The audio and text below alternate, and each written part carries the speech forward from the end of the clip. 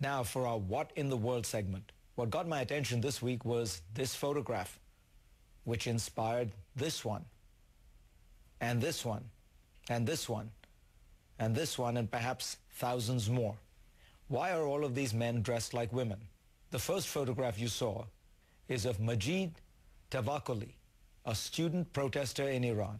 And last week, as part of a national day of protest against the Iranian regime, he gave this rousing speech urging his fellow students to reject tyranny and stand up against what he called a dictatorship. Shortly thereafter, he was arrested. And shortly after that, Iranian news agencies, which are all tied to the regime, released these pictures of Tavakkoli wearing a traditional women's head covering. The news report said Tavakkoli tried to escape arrest by dressing like a woman. Tavakkoli's fellow opposition members say nonsense. They claim that the Iranian police dressed Mr. Tavakkoli in a particular way and released pictures to feminize him and ridicule him and thus embarrass the entire protest movement.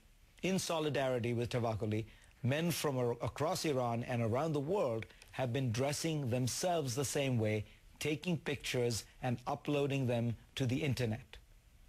Technology has been a great friend of Iran's Green Revolution. It allows us, the world, to know and see what is happening inside the country. It allows us to even join in on protests in cases like these. The U.S. government has now recognized this too, and this week, the Obama administration notified Congress that it has begun the process to remove sanctions currently in place that prohibit people in Iran from downloading American-made software for instant messaging, chat, email, and social networking. But the Basij, Iran's government-controlled militia, is trying to stay one step ahead. They are greatly beefing up their operations, putting in a division of cyber police to keep an ever more vigilant watch on what is said, done, and transmitted from Iran. As one Iran watcher I know put it, Iran has been investing in repression. When the opposition tries to march in the streets, it is literally beaten back. When they speak out, as we have seen here, they are silenced by arrest. When they try to organize, they are thwarted. That's why I think that while the protests and protests like this one gather great goodwill for the green movement around the world, I wonder whether they will ultimately be effective internally, whether they are achieving their goal of unseating President Ahmadinejad.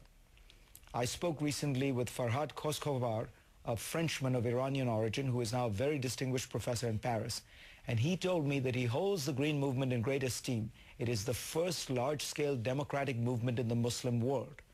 But, he said, it lacks leadership. And let's remember, leadership can make all the difference here, turning a protest movement into a revolution. Think of Gandhi, King, Mandela. Meanwhile, there are reports that Majid Tavakkoli is now in solitary confinement in Iran's notorious Evin prison. We will be right back.